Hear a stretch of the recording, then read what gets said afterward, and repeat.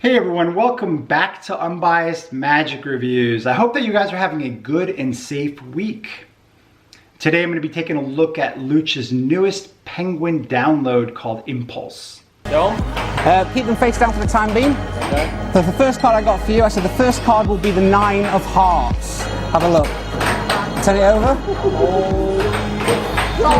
And we said the second card will be the 6 of Hearts. Have a look.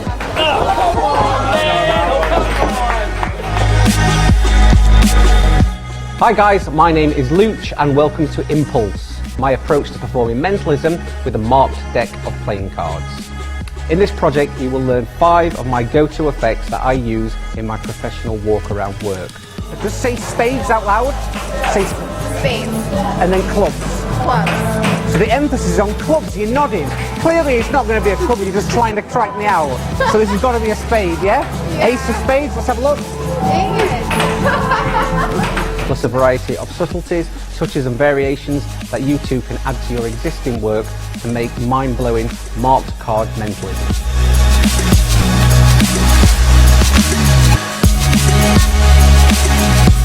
So we've gone from 52 down to 1 card left on the table, using your instinct. What card are you thinking of in your head? 2 of diamonds. 2 of diamonds? Is that what I said before? Oh my god!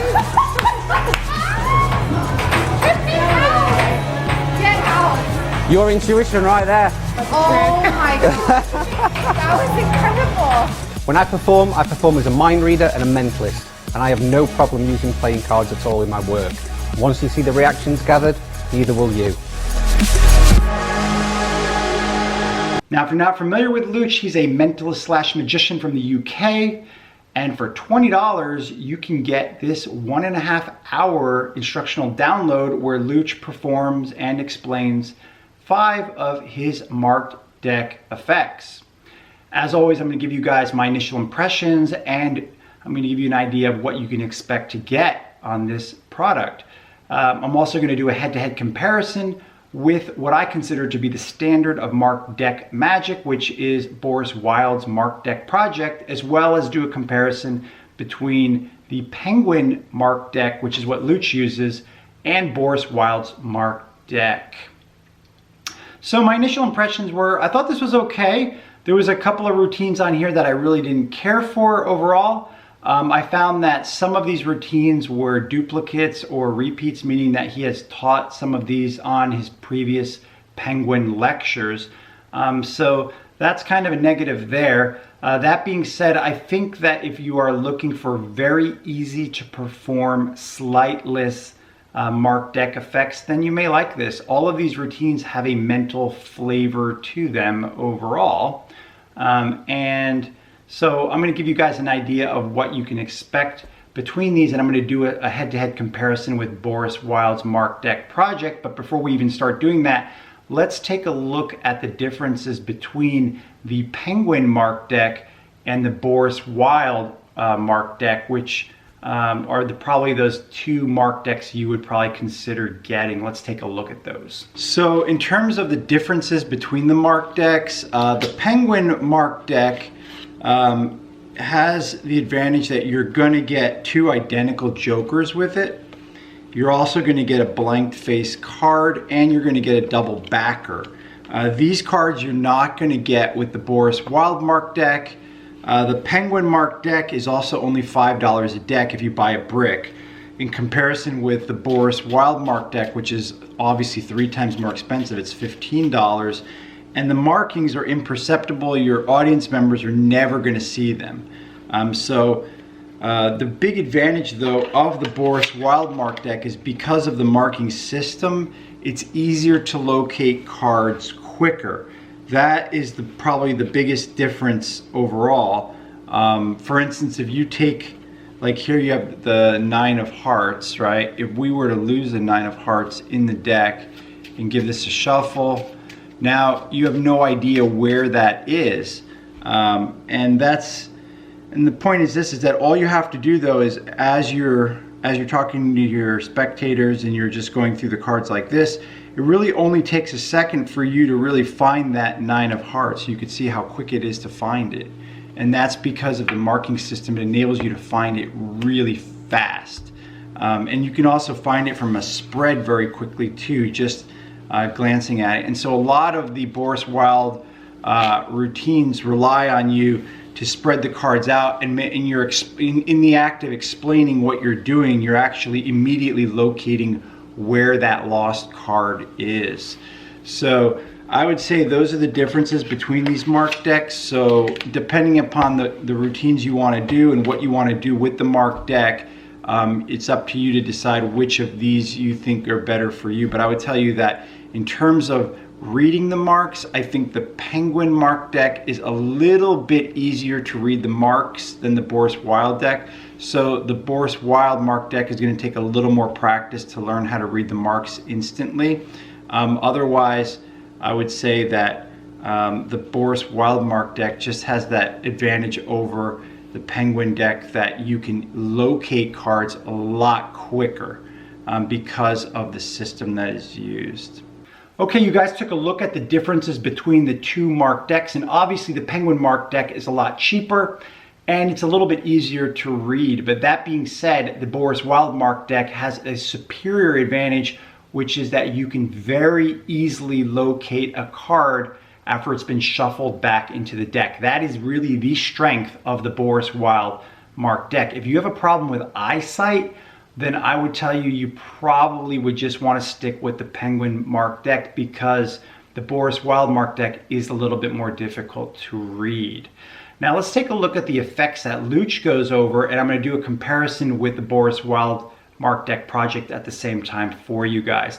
The first routine is called Body Language, and this is probably the most basic routine you would expect with a marked deck. All of these routines, of course, a spectator shuffles the deck before you start. In Body Language, a spectator makes a selection and you read their mind. It's the most basic effect, and Boris Wild does go over the same type of idea, but on Boris Wild's project, he just goes over it as a basic idea that you can use with the marked deck. He doesn't actually offer that as a standalone effect. I did like Looch's presentation, and I thought that was good, so I think a lot of people may like that overall. The second effect that Looch goes over is called PseudoMem Deck, and that's exactly what you would expect. It is a routine that centers around the idea that you're memorizing the deck instantly. Spectator shuffles the deck, you look at the deck face up for a moment, apparently memorizing the order, the new order of the cards. The spectator pulls out a card, you again take the deck and look through it quickly, and you're able to tell them the card that is missing. I did like some of the details that Looch put into this effect, where some little convincers he adds to make it seem like you really did memorize the deck. As you can expect, Boris Wild has a similar routine on his project, which he called Double Revelation, and it has a similar premise. The difference is he has two spectators pull out two cards after he has memorized the order of the deck. So both of these routines really pretty much are exactly the same overall. I think it's a matter of personal preference. The next routine that Looch goes over is called the Reaper, and this routine probably was the one that I didn't like on there, and this is a type of routine where the performer makes a prediction, a spectator makes a selection, then he makes a second prediction on another business card, and the second spectator makes a selection, and then they prove that the predictions match the selections. The reason I didn't like this is because this plot has been done many times before. In fact, Ed Marlowe, I think he put out a whole book on this plot.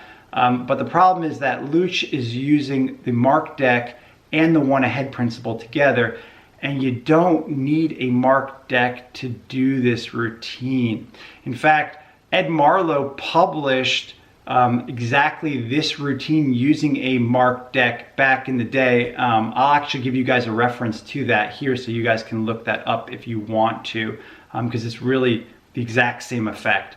But like I said to you, you don't need a marked deck to do this type of routine. In fact, if you are interested in it, I would recommend you pick up Art Deco by Simon Aronson, because this was his last publication, and he had a routine in here which was called Double Ment. And basically what this is that this is the same type of routine where two people are making selections and then you're going to come up with the selections. But the difference is that in the Simon Aronson routine, spectator is just thinking of the card. I just think that there's much better versions out there. That being said, probably some people will like this version. You may like it or not. He does go over another routine on here. The third or the fourth routine that Looch goes over is called Tracker. And Tracker is a routine where you tell the spectator that you have a favorite card and that the spectator is going to go through a process where they whittle the cards down to one card, and that's going to be your favorite card, your selection. Now, unfortunately, I really didn't like that idea that you're telling the spectator your favorite card or whatnot. I mean, I could see how the routine plays out well. I prefer Boris Wild's routine. Again, he has a very similar type routine, which is why I'm doing a head-to-head comparison for you guys.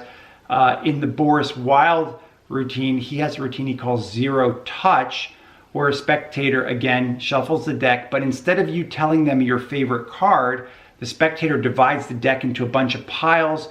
They shuffle each of the piles. They look at the bottom of one of the cards on one of the piles, puts the deck back together in any order that they want, shuffle up the cards again, and then afterwards, they go through a process of elimination to find their card. What I really liked was that in the Boris Wild version, it feels very fair. You never ever touch the cards at all, and it seems as if it's all completely mental. And because of the principle of Boris Wild's marked deck, which is it's very easy to find your selection in a spread, it allows you to do this effect, and it looks like a complete miracle. So I really prefer that over Looch's routine, because Looch's routine, it just seems really set up, because you're telling the spectator, okay, this is my favorite card. Like, we're gonna find my favorite card, you know? It just feels like a force. That's really what it comes down to, and that's the reason why I really didn't like that routine, although some of you may like it. Finally, the last routine that Looch goes over is called the Dealer. And that was the one routine on here that I liked because you have the spectator shuffle the cards, they name a card, and then you have them deal cards into your hand or you deal cards into their hand. And when they say stop, then you eliminate some cards and you go through more dealing procedure until they say stop. You whittle the deck down to one card, which is the one card that they named. Of course, this is the most difficult effect to perform on here. It doesn't require any sleight of hand, but you do have to be able to read the markings on the cards well, and you have to be able to think on your feet quickly. So those are really the effects that you're going to get on here. And like I had said, some of these effects are repeats. Like, for instance, the Tracker is on Looch's second Penguin lecture, and the original effect Body Language, you can actually find that on his Penguin live lecture from 2013. So there are some repeats on here as well. Now, just to give you guys an idea of the difference between Boris Wild's Mark Deck project, what else are you going to get? On the Boris Wild Mark Deck project, which is only $10 more, and it's 4 hours of video instruction, you're going to learn how you can use a Mark Deck to set key cards. You're going to get 7 routines. And they're all have a totally different feeling. Each one feels totally different from the other ones. Just to give you an idea of some of the other routines on the Boris Wild Mark Deck project that I haven't touched on, there is a pure any card at any number effect, which I really liked a lot because the spectator can think of any card, name any number, and it seems like all you're doing is counting down to that number. And this is also, of course, from a shuffle deck in use, is what it appears to be. So for those people that are looking for any card at any number that looks really good, this looks really clean. So it's a nice version of that for those people that are interested. There is a routine that Boris Wild goes over, which he calls invisible but marked, and this is what you would expect. It's the invisible deck, but using a marked deck. It's very interesting. You may like that as well. He has another routine called inexplicable, which is his take on Di Vernon's The Trick That Can't Be Explained, but using a marked deck. And he also has another effect on there I really liked a lot called the ideal effect. which is probably the ultimate pick a card effect. Imagine your head is turned, the spectators already shuffled the deck, they pull out any card, they seemingly put it back in the deck, they immediately shuffle the cards, and you still are able to immediately find their card. It really is like the ideal pick a card effect. Now, I've only briefly touched on some of these effects on there. You're also going to learn what he calls the revelation pass, which is really not a pass. It's just a simple type of Charlier cut where you're going to do a card revelation. I feel you're just going to get a lot more for your money with the Boris Wild Mark deck project. So it's really up to your own interpretation of what you're interested in. I've only touched on a few of the effects from the Boris Wild Mark deck project, but overall I think you're going to get more for your money. In terms of Looch's product Impulse, I would rate it at 3 out of 5 stars. I think there's some good ideas on there. I do like his presentations for many of these effects. They are very simple and they don't rely on any sleight of hand. I think that the average person will like the product. That being said, I think you're going to get a lot more for your value if you pick up Boris Wild's Mark deck project instead. In terms of the Mark decks, I think that if you have a problem with your eyesight, you should probably just stick to the Penguin Mark deck, and it is only $5 if you buy a brick. But if you don't have an issue with eyesight, then I would highly recommend instead you just check out Boris Wild's Mark deck because you have a lot more flexibility with it. So if you guys have any questions about this product or anything else that I review, please just leave me a comment below. Thanks for checking out my reviews, and I'll see you guys